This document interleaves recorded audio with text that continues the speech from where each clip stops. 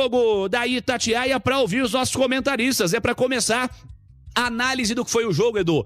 Como se desenhou essa partida, aquela primeira visão dessa vitória do Galo, 2-0, o Galo que estava muito perto de ser eliminado, agora está muito perto de se classificar e pode até ser líder geral, Edu. É fruto da maluquice do regulamento, né? E aí eu não tô nem dizendo se é bom ou se é ruim, mas que é maluco é. E aí o Atlético tem chance de ser o melhor time da primeira fase, enfim. Mas vamos falar do jogo, né? Um primeiro tempo que teve dois cenários diferentes. O Cruzeiro começa pressionando o Atlético, Galo nitidamente com as linhas um pouco mais baixas, esperando o Cruzeiro, atacando as costas da linha defensiva do Cruzeiro, que estava muito alta. Jonathan Jesus e Fabrício Bruno jogando praticamente no círculo central do meio de campo, e o Atlético conseguia encaixar esse contra-ataque, conseguia achar as costas da zaga, mas o Jonatas e o Fabrício Bruno, muito velozes, conseguiam fazer um bom jogo na primeira etapa e recuperar nessa tentativa de contra-ataque do Atlético. E o Cruzeiro, com a posse de bola, tentava empurrar o Atlético para o seu campo defensivo, só que o comportamento defensivo da defesa do Galo também era bom. As duas defesas sobressaíram no primeiro tempo. Acho que faltou ao Cruzeiro jogar mais pelo lado direito com o Marquinhos. Não justificou a entrada do Marquinhos no primeiro tempo. Aliás, a única grande chance do Cruzeiro na primeira etapa foi justamente na única vez que o Cruzeiro foi pela direita. A tabela do Kaique com o Marquinhos, o cruzamento, e o Gabigol acabou perdendo o gol. Grande defesa do Everson também. Explorou e tentou muito com o Dudu, e o Atlético estava confortável defendendo o seu lado direito, o esquerdo do Cruzeiro. Veio a expulsão infantil e irresponsável do Gabigol. E aí o cenário mudou. O Atlético passou a empurrar o Cruzeiro passou a tentar contra-atacar, mas não teve força para isso, e o Atlético foi levando assim até o final da primeira etapa.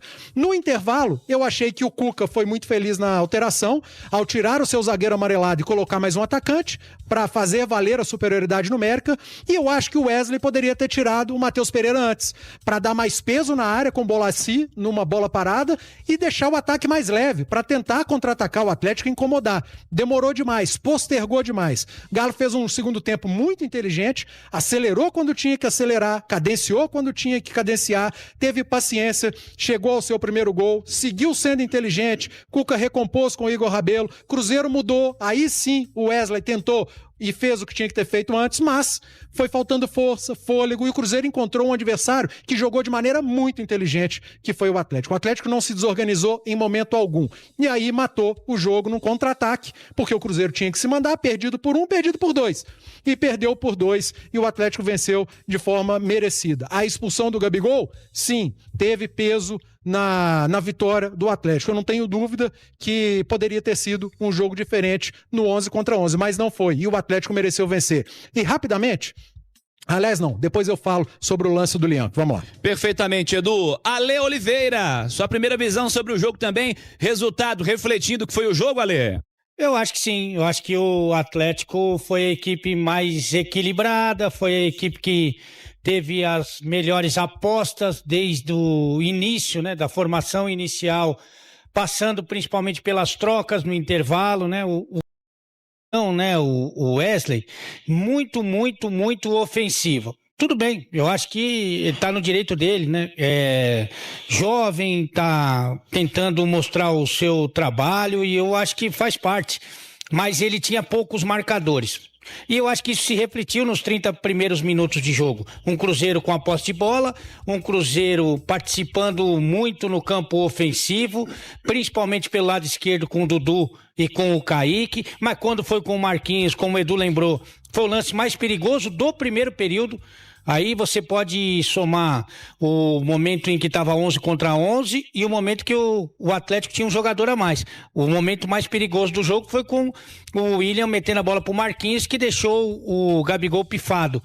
Mas, de qualquer maneira, essa aposta do Cruzeiro, com uma formação mais ofensiva, no momento em que tinha a bola, dava certo.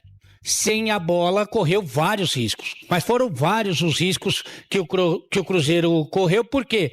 Tinha poucos marcadores e ainda essa linha alta que o Edu citou, e o Atlético, muito inteligente, abusava dessa bola longa, do lançamento e dos contra-ataques, além da bola parada do Scarpa, né? Aliás, o Scarpa dando uma aula, né, de como funciona um meia, né? Carimbando, variando o jogo, buscando a bola, dando lançamento e tudo isso. Aí teve a expulsão do Gabigol, para mim, indiscutível. Essa não tem discussão. O lance do Lianco, cabe discussão. A do Gabigol não cabe discussão. Simplesmente não cabe discussão. Aí, o jogo muda. Só que os treinadores têm ali 15 a 20 minutos com os acréscimos para entender o que fazer, para pensar no que fazer. O que o Cruzeiro fez? Nada. O Cruzeiro voltou para o segundo tempo para ser um time marcador, evidentemente marcador, né? Porque tinha um jogador a menos, só que sem jogadores de marcação. Então que ele colocasse mais um volante, desse liberdade, um pouquinho de liberdade pro Dudu e pro Marquinhos, que já estavam marcando. O Dudu estava atacando e marcando. O Marquinhos estava marcando e tentando explorar a velocidade no contra-ataque. Quem não estava marcando e quem não estava atacando? O Matheus Pereira, que o Edu citou aqui. Ele não estava marcando, ele é o que menos marca, e aí não é uma crítica, é só a característica do cara. É uma constatação. Constatação. E no 11 contra 11, ele também não estava jogando. Ele não estava jogando. Então, você coloca um volante, tem 2 jogadores de velocidade, fortalece a marcação e aí chama o Atlético para o seu campo, que seria natural, e explora a velocidade no contra-ataque. Isso não aconteceu, ele não mexeu no time. Ele fez um time que era para marcar sem marcadores, praticamente só com o Lucas Romero de marcador. Um Mateuzinho que ajuda aí. Nem o Kaique ele tirou para colocar o Marlon, que marca melhor. E aí o Atlético ficou à vontade para atacar e o fez, viu, Thiago Reis? Ale, você falava há pouco sua análise relacionada ao clássico, você fez aquela visão geral do jogo.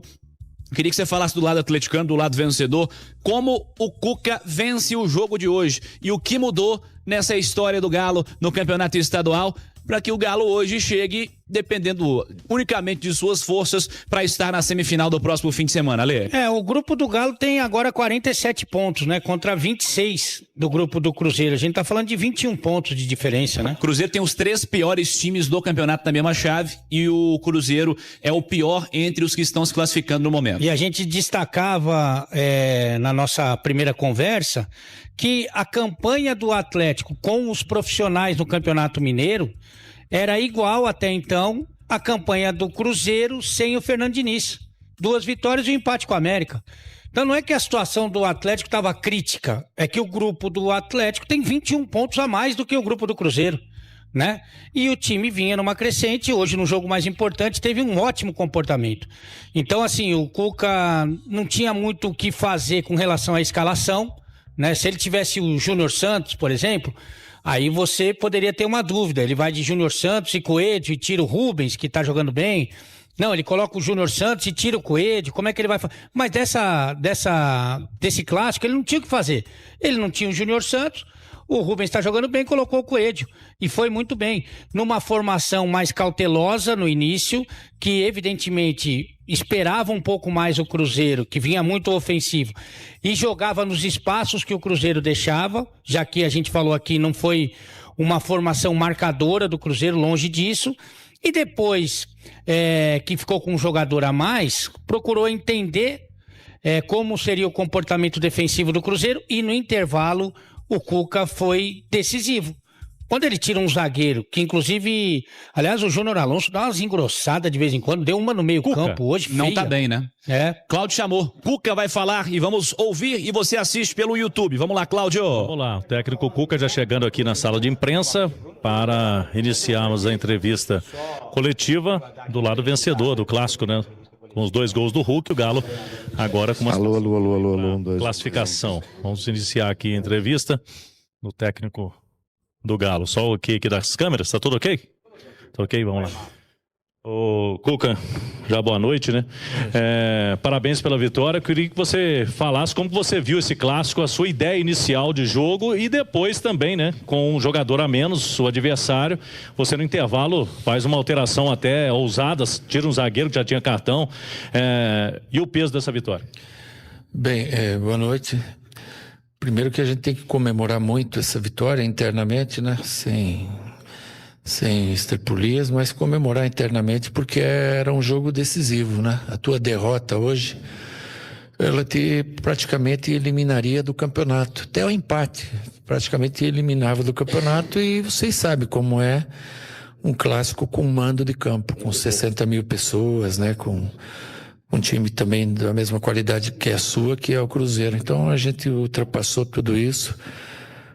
Acima de tudo porque a gente se preparou muito bem para esse jogo, né? Nós trabalhamos muito bem durante toda a semana e hoje fizemos um grande jogo. Até a expulsão do Gabigol, eu acho que estava um jogo muito igual, com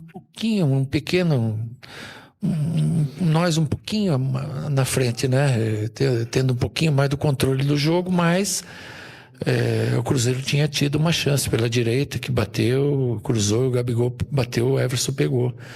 Nós tivemos jogadas importantes também na frente, né? Que poderíamos ter ocasionado mais chances de gol, e estava um jogo gostoso, né? Daí ocorreu a substituição, eu até pensei em fazer a troca já naquele momento, mas eu acho que o time não ia entender o que a gente queria com aquilo, né? Porque quando a gente viu o posicionamento do Cruzeiro com 2 linhas de 4 e um mais à frente, o Matheus, a gente não precisava mais ter 2 zagueiros, né? Bastava um zagueiro na sobra, como ficou o Lianco, e lógico que você vai correr algum risco de contra-ataque, mas vai ter um homem a mais no meio.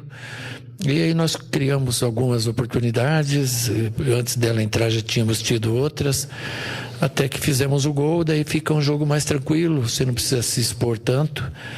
E aí recompusemos o setor defensivo e tivemos o controle do jogo, né? Não demos assim uma chance clara para o rival poder empatar, e no final acabamos sendo coroados aí com mais um gol de contra-ataque que definiu a... Então, torcedor atleticano, quero sua opinião nos comentários após essa vitória maravilhosa do Atlético, e coloca o Atlético praticamente aí, dependendo das suas forças, né, na última rodada aí, já classificado para a próxima fase da competição.